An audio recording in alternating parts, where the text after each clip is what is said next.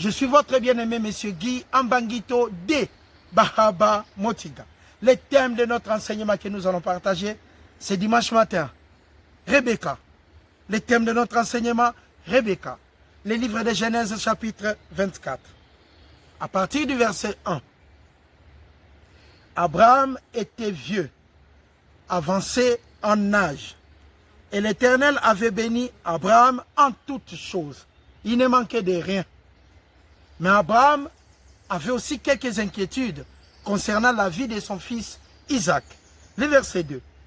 Abraham dit à son serviteur, le plus ancien de sa maison, l'étendant de tous ses biens, mais je t'ai pris ta main sous ma cuisse, et je te ferai jurer par l'Éternel, le Dieu du ciel et le Dieu de la terre, de ne pas prendre pour mon fils une femme parmi les filles des Cananéens, au milieu desquels j'habite, mais d'aller chercher pour mon fils, dans mon pays, dans ma patrie, prendre une femme pour mon fils Isaac. Il a dit à son serviteur le plus ancien, mets ta main sous ma cuisse, et je vais te faire jurer, au nom de Dieu, de ne pas prendre pour mon fils une fille des Cananéens, là où j'habite. Pourquoi Abraham ne voulait pas une fille cananéenne? Parce qu'ils étaient premièrement des polythéistes. Ils avaient plusieurs dieux. Ils adoraient Baal et les autres. Mais pour Abraham, la chose la plus importante, c'était de garder sa lignée, d'honorer et d'adorer toujours le Dieu, l'unique Dieu, le créateur des cieux, de la terre, de la mer et de tout ce qui s'y trouve. C'est pour cela que nos parents nous posaient toujours des questions. Quand vous amenez votre fiancé à la maison, la première question de votre maman, c'est toujours, elle est de quelle tribu? Ses parents viennent de telle région? Quelle est la région de ses parents? Elle est de quelle tribu, ta fiancée? Parce que nos parents voudraient comprendre cela, afin de garder toujours la lignée familiale. Abraham avait besoin de la paix pour Isaac. Abraham voulait qu'Isaac mène une vie paisible et tranquille. Mais si vous rencontrez une femme corrompue, une femme qui n'a pas bénéficié de l'éducation, une femme qui ne connaît pas Dieu, une femme qui ne marche pas selon les normes de l'Éternel, vous n'allez pas mener une vie paisible et tranquille. La vie sera toujours en embuscade. Vous aurez toujours des problèmes. Le tribunal du matin au soir, parce que la femme n'a pas reçu, ou soit la femme n'était pas prête de se marier. Voilà pourquoi Abraham a obligé son serviteur le plus ancien de trouver pour femme dans son pays et dans sa patrie. Et là, nous parlons de la Mésopotamie, dans les Urs. C'est quand même incroyable. Plus de 1400 kilomètres que son serviteur devait effectuer avec des chameaux. Mais je sais, pour quitter Lausanne à Paris, on a à peu près 5 heures de route. À peu près plus de 500 kilomètres. Incroyable. Pour une femme, son serviteur devait effectuer des voyages, des longs voyages, afin de trouver Rebecca. Le thème de notre enseignement est Rebecca. Une femme vertueuse, une femme avertie, une femme bien élevée, une femme qui était dans une famille de la lignée d'Abraham. Et c'était ça la croyance d'Abraham, le père des croyants. Afin que son fils puisse mener une vie paisible et tranquille, il a dit à son serviteur, pour mon fils Isaac, j'aimerais bien qu'il trouve une femme dans la lignée familiale, dans ma patrie, en Mésopotamie. Et son serviteur s'est déplacé pour aller trouver Rebecca. Mesdames et messieurs, frères et sœurs, Rebecca est tout simplement partout. Rebecca est partout sur cette terre. Isaac aussi. Incroyable. Il fallait 1400 kilomètres à peu près pour trouver Rebecca, qui était une femme vertueuse, bien élevée. Abraham savait. Voilà pourquoi il obligea son serviteur, le gérant de tous ses biens, d'aller chercher la femme dans sa patrie, dans sa famille, en Mésopotamie, dans les Urs, en Chaldée, à plus de 1400 km à peu près, depuis Jérusalem jusqu'à Uruk. Et je ne parle même pas des Urs, c'est encore plus bas, à peu près 1450 km, avec des chameaux ainsi que des biens. Regardons pour comprendre comment Dieu est tellement bon. Il nous a donné les yeux pour voir, les oreilles pour attendre. Incroyable, afin de comprendre qu'on peut mener une vie paisible et tranquille en suivant tout simplement les ordonnances de l'Éternel. Deutéronome chapitre 7. Deutéronome chapitre 7, à partir du verset 1. Pourquoi Abraham ne voulait-il pas de filles cananéennes? Pourquoi Abraham refusait à tout prix que son fils Isaac puisse trouver une femme là où ils habitaient? Il a dit non. Pour mon fils Isaac, je préfère avoir une femme. Sa fiancée doit venir de ma patrie, là-bas, loin, en Mésopotamie. En Mésopotamie, à plus de 1400 km. Et les serviteurs devaient effectuer les voyages avec des chameaux, ainsi que des biens. C'était la croyance d'Abraham pour son fils Isaac. C'est lui qui trouve une femme, trouve le bonheur, ça c'est vrai. Mais il s'agit de quelle femme? Une femme vertueuse, une femme avertie, une femme qui connaît la parole de Dieu, une femme qui se donne corps et âme aussi pour son mari. Et la même chose, le mari pour sa femme. Incroyable. Abraham savait le pourquoi du comment, afin de garder sa lignée. Parce qu'il était là, il voyait comment ses filles cananéennes vivaient. Le livre de Deutéronome chapitre 7. Lorsque l'Éternel ton Dieu t'aura fait entrer dans le pays dont tu vas prendre possession, et qu'il chassera devant toi beaucoup de nations, les Essiens, les Gersaciens, les Amoréens, les Cananéens, les Phérésiens, les Éviens, les Jébusiens, cette nation plus nombreuse et plus puissante que toi. Mais lorsque l'Éternel, ton Dieu, te les aura livrés, tu les auras battus, tu les dévoueras par interdit, tu ne traiteras point d'alliance avec elles, Israël et les autres, et tu ne leur feras point grâce, tu ne contracteras point de mariage avec toutes ces nations, parce que l'Éternel est Dieu, et Dieu est éternel. Tu n'adoreras que l'Éternel, le Créateur des cieux, de la mer et de la terre, et de tout ce qui s'y trouve. C'est celui-là ton Dieu, le Père de notre Seigneur et Sauveur Jésus-Christ. Voilà pourquoi l'Éternel a interdit au peuple d'Israël de faire l'alliance avec les Jébusiens, les Cananéens, les Essiens et les autres. Et Abraham s'est souvenu de la parole de l'Éternel. Il demanda à son serviteur, pour mon fils Isaac, j'aimerais que tu te rendes dans ma patrie, en Mésopotamie. C'était quand même loin. Mais il embarqua avec lui les biens, tout ce qu'il avait, afin de s'y rendre et d'honorer cette promesse faite vis-à-vis d'Abraham. Un serviteur fidèle, le serviteur le plus précieux. Genèse chapitre 24. Le thème de notre enseignement, mesdames et messieurs, Rebecca. Bienvenue à la conférence Une heure pour Dieu, la croyance authentique. Le thème de notre enseignement, Rebecca. La femme vertueuse, bien élevée, dans la lignée d'Abraham. Rebecca, une femme d'exception. Rebecca, le cœur de la famille. Rebecca, l'incomparable.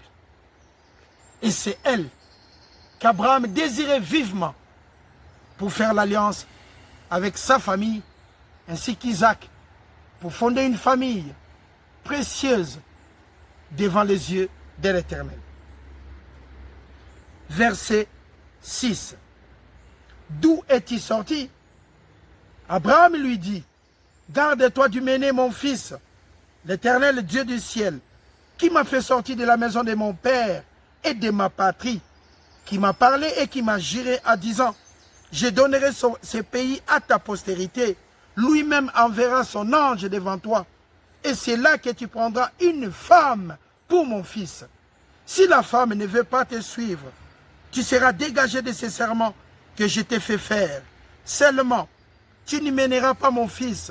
Le serviteur mit sa main sous la cuisse d'Abraham, son seigneur, et lui jura d'observer ces choses. Le serviteur prit comment 10 chameaux. Parmi les chameaux de son seigneur, il partit et ayant à sa disposition tous les biens de son seigneur. Il s'éleva et alla en Mésopotamie, à la ville de Nachor. Incroyable! Il s'est rendu vers la famille, dans la patrie d'Abraham, pour trouver une femme incomparable, exceptionnelle. Les thèmes de notre enseignement, Rebecca. Je souhaite que tu prospères à tous égards et sois en bonne santé et qu'on prospère l'état de ton âme. C'est le souhait de Dieu pour ses enfants. Mais quand tu croises une femme qui ne comprend pas la vie, une femme qui n'aime pas Dieu, une femme qui a un cœur de pierre, une femme qui ne regarde même pas en arrière, une femme qui a la tête haute, les épaules effacées, une femme qui ne connaît pas l'humilité, une femme qui danse, qui marche sur l'eau, une femme qui ne comprend pas que Dieu est tellement bon, une femme résistante, une femme que l'humilité s'est éloignée d'elle pendant des années et des siècles. Cette femme qui n'a jamais reçu l'éducation, à ce moment-là, même la parole de Dieu ne pourra pas fonctionner dans ta famille. Tu vas vivre que des regrets en regrets. Mais Abraham a cru. Il a dit, pour mon fils, je vais me battre. Il envoya les serviteurs les plus précieux, les serviteurs les plus anciens, qui a compris la volonté de Dieu, tout en sachant que les filles cananéennes, elles étaient des polythéistes. Elles adoraient Baal, elles adoraient des statues, plusieurs dieux.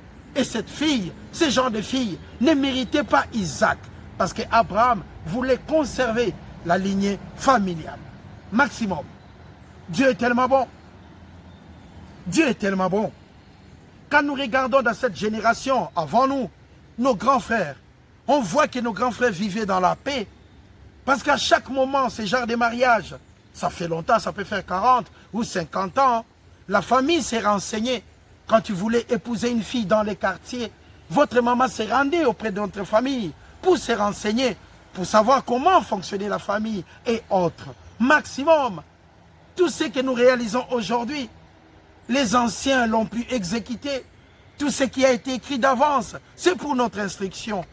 C'est pour cela qu'on comprend maintenant pourquoi nos mamans demandaient toujours ta femme vient de quelle tribu? Ta femme vient de quelle tribu? Et quand tu prononçais, et la maman n'était pas contente, tu dis mais non, non, non, non, non. Ce n'est pas une tribu que tu peux épouser une femme. Aujourd'hui, on comprend que nos mamans, ils avaient aussi de l'intelligence. Elles avaient de l'intelligence pour nous guider, pour nous montrer la voie à suivre. Et il y a intérêt que Dieu vous bénisse abondamment. Ici, nous sommes en Suisse. Les peuples suisses, ils ont leurs coutumes, ils ont leurs habitudes, leur manière aussi de choisir. Si vous partez en Roumanie, c'est la même chose. Il y a des endroits quand vous faites comme ça veut dire oui, sur la terre. C'est universel. Mais il y a aussi d'autres endroits quand vous faites comme ça veut dire non. C'est aussi sur la terre. Incroyable. Vous hochez la tête, comme ça veut dire oui. Mais il y a aussi d'autres endroits, ça veut dire tout simplement non. C'était l'histoire d'apprendre comment marcher et grandir dans la vie. Abraham a préparé sa famille. C'était l'histoire des familles. Abraham n'avait pas de problème de visage. Que la femme soit belle ou non, ce n'était pas son problème. Son problème est que Isaac puisse mener une vie paisible et tranquille. C'était l'histoire des familles. Et nos parents cherchaient cela pour savoir, ta fiancée vient de quelle famille? Quel est le nom de son père? Et quel est le nom de sa maman? Elle habite où? Qu'est-ce qu'elle a fait dans sa vie? Nos parents voudraient tout savoir. C'était pour nous aider. Incroyable. Les instructions de nos parents. Tout ce qui a été écrit d'avance, Dieu a raison. C'est pour nous. C'est pour nous permettre de marcher d'une manière digne. Regardez comment Abraham se bat pour la vie d'Isaac. Incroyable. Abraham se donne de la peine pour la vie d'Isaac. Pour trouver une femme vertueuse, il a fallu plus de 1400 kilomètres pour mener une vie paisible et tranquille. Regardons pour comprendre cette section incomparable de la parole de Dieu. Abraham, le père des croyants. Abraham, l'humilité précède la gloire. Abraham, les serviteurs obéissants de l'Éternel, qui a quitté la Mésopotamie pour se rendre à la terre promise. Et aujourd'hui, pour son fils Isaac, Abraham décida aussi qu'on puisse aller chercher la femme en Mésopotamie. Verset 9. Dans le verset 11. Et le serviteur se renda à la ville de Nachor, en Mésopotamie. Il fit reposer les chameaux sur les genoux hors de la ville, près d'un puits, au temps d'un soir, au temps où ils sortent, celles qui vont puiser de l'eau. Et il dit, l'Éternel Dieu est mon Seigneur. Abraham, fais-moi, je te prie, rencontrer aujourd'hui ce que désire, et use de bonté envers moi, mon Seigneur Abraham. Voici, je me tiens près de la source, et les filles des gens de la ville vont sortir pour puiser de l'eau. Que la jeune fille à laquelle dirait, penche ta cruche, je te prie, pour que je boive, et qui répondra, bois, et je donnerai aussi à boire à tes chameaux, soit celle que tu as destinée à ton serviteur Isaac. Là, selon sa croyance, il s'agit tout simplement de l'éducation. Et une fille qui a un cœur de famille. Le serviteur a dit dans sa prière, le Dieu d'Abraham, la fille que je vais demander à boire, propose aussi de donner à boire aux chameaux. Ça, c'est le cœur de service. Pour voir que cette femme a un cœur de famille. Parce qu'une femme qui a un cœur de famille peut avoir le respect de sa propre famille aussi, n'est-ce pas? C'était ça la prière de ses serviteurs. Incroyable.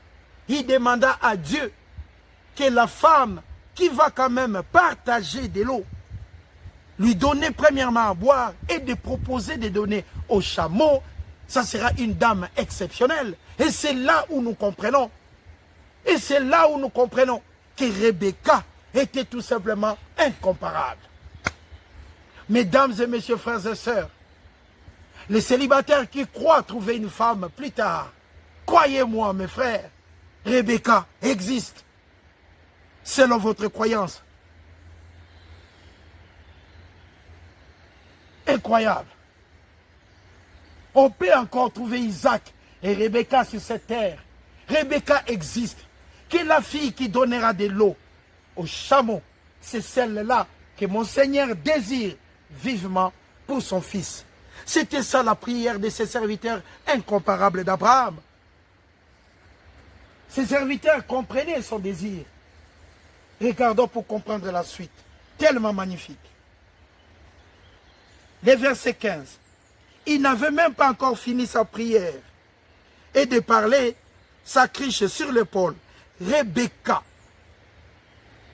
Il n'avait même pas fini sa prière. Ah, Dieu est omniscient. Dieu est vraiment incomparable. Dieu est vraiment incomparable.